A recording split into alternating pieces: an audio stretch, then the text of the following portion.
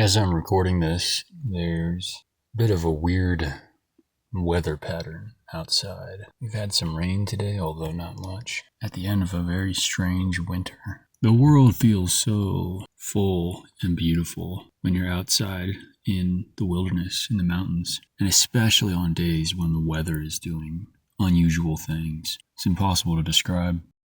What I was going to discuss today was something that I've been thinking about. I was listening to this thing on ancient or medieval Norse culture in the context of, the Germanic cultures more broadly.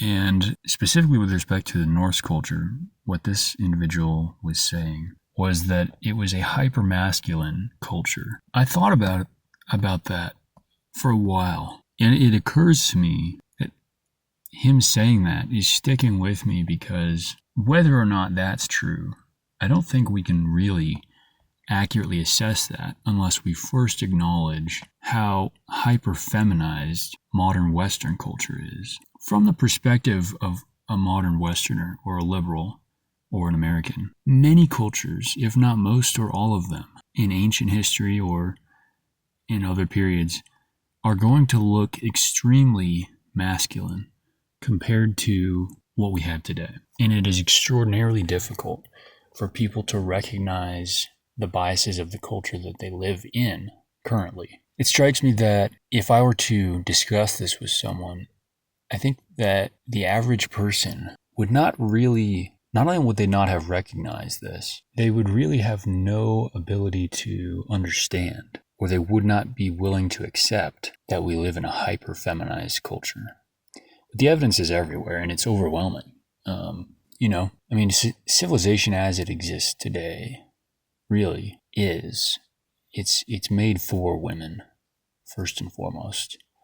It's made for women and those softer men who want to be like women. It is so thoroughly feminized. It is not just the things that are seen as virtuous, the way that morality is communicated to kids in the modern world. It's not just that, but let's start there.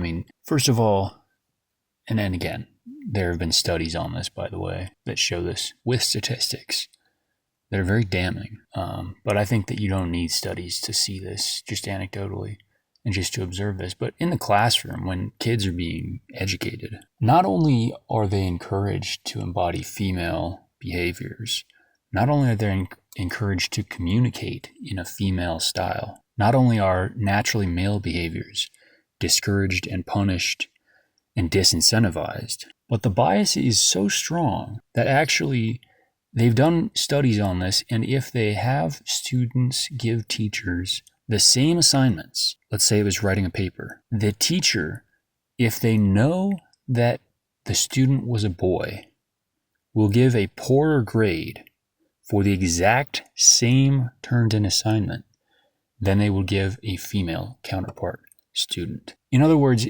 if they know that the student was male, they're more likely to give a bad grade than if they know the student was female for exactly the same assignment. Now, I don't, from a standpoint of like, oh, poor boys, they're being discriminated against, I don't think that's the important part here. They're going to face much worse things when they get older. That's not the end of the world. The reason why I bring this up is because it illustrates the degree to which the culture, which is reflected very heavily by the way that educators think, the way that teachers think, the way that media thinks. These people are all hyper-feminized, and this includes the ones who are male. Basically, none of them are men, actually, but you do have educators and professors who are male. What you will notice if you discuss things with those teachers, those professors, or if you interact with them at all, is that they are extremely damaged in terms of their masculinity. They are very feminized, and that reflects in the way that they deal with students and the way they talk to people. It's, we see it everywhere. And there was a guy, I was at a hot springs, and there was a rule at this hot springs that you cannot use your phone or other devices. This guy, and listen, I follow the rule. I think it's not a bad rule. I think it's a good rule. But in this scenario, there was somebody who wasn't following it. And there was an individual who really took issue with that. and his appearance was that of, I mean, first of all, it was sad. It was sad because he was in his 50s or maybe 60s. I mean, he couldn't have been in his 60s. I don't think he was that old, but he looked like maybe a vegan who was in his 50s but looked 65. And he had that typical like vegan, like skinny fat build, and the way he walked, his posture, the way he stood there, it was disgusting. But anyway, he goes to whatever the woman who's working there and like almost crying like a child. He's like, he kind of rats on this other guy for using his phone. He's like on the verge of tears as he rats this guy out. His body language, I mean, I don't even know why I'm describing this to you, because you had to be there. But his body language, he was so, he literally, he went to the woman who was working in the office and like told her that this guy needed to get off his phone, and then like sort of like backed up and like stood behind the woman, almost as if the woman was like a shield between him and the guy that he just told on. His like physical posture, it was so disgusting to me, because it was just like, and I don't even, it's not even that I'm defending the guy on his phone. I don't care at all, but it's just like, this guy, first of all, the kind of person you have to be so quick to rat somebody out. I mean, yes, somebody has to enforce rules, but if you're the guy who takes pleasure in it or is looking for an excuse to rat on somebody because it makes you feel powerful when you otherwise never would, that is a rampant thing that's going on in society right now. And that's exactly what this guy was feeling. And it's like the men, it's not even that women are in control of things, it's that the men are so feminized. I mean, that's what society has become. In any case, I mean, this extends to like the corporate world. Every, like the culture with which the expectation with which, the expectation of how you're supposed to communicate in a professional environment is completely feminine. If you even flirt with the idea of, like, if you even dip your toes into like behaving in a masculine way, you will immediately be ostracized. And again, it's not that I'm, some people will hear me and think that I'm like asking for sympathy for the men who are being ostracized. No, I'm not asking for sympathy. I'm making an observation about reality. So the culture that we live in is hyper feminized. Boys are punished for being boys from a very early age, and school beats the masculinity out of you to whatever extent you still had it. And then the biological and chemical warfare that's going on from toxins in people's drinking water or environmental toxins that are damaging people's hormones. I mean,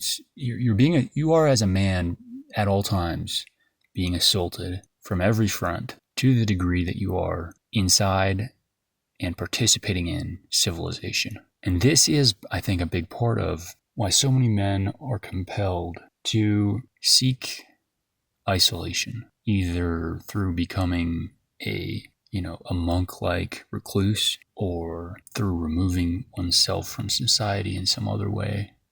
Some people try to go for the cabin in the woods. Civilization as it exists is an assault on the masculine spirit, and it's an assault on everyone. It's an assault on femininity too, because women are encouraged not to be feminine. So the women aren't even women either, and it's brutal for children.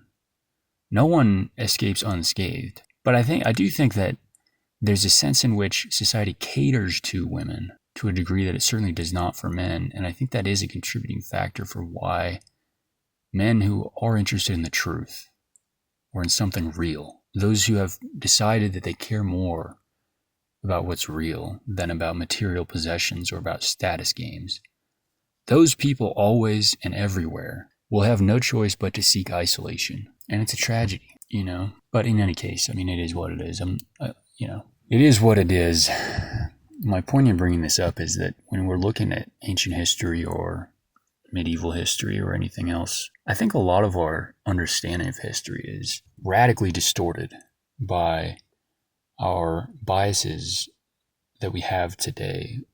One of the big ones that people don't acknowledge or appreciate being the degree to which modern culture is so feminized. So going back to what I started with, I mean, this guy that was saying Old Norse culture was hyper masculine. Well, maybe it was, maybe it wasn't, but I mean, on what scale? By what standard can you say that?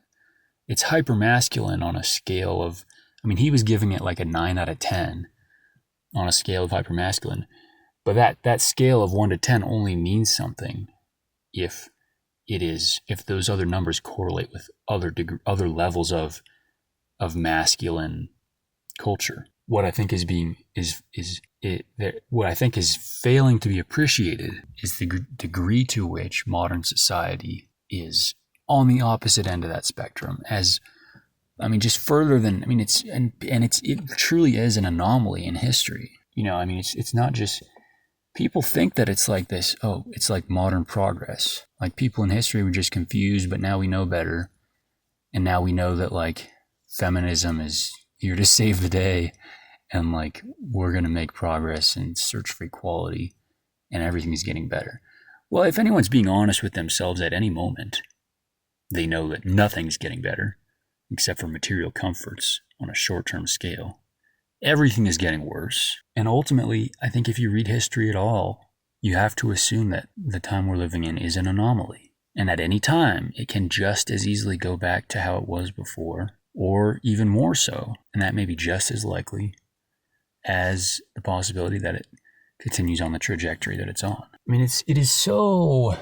Think about the idea that a man would be afraid to be called a sexist. The idea that a man should have fear around being labeled a misogynist. Just envision, just picture in your mind that man who's feeling fear about being perceived as sexist. Picture him in your mind next to a Roman general or a Celtic warrior or an Apache warrior or really anyone from history. Just put those two men side by side and contrast them with each other. I mean, if you were to just pick a man randomly out of any time in history and ask him or just get his sense of what his perception of it is, think about how laughable it would be, how absurd the modern state is of modern man. It's so pathetic.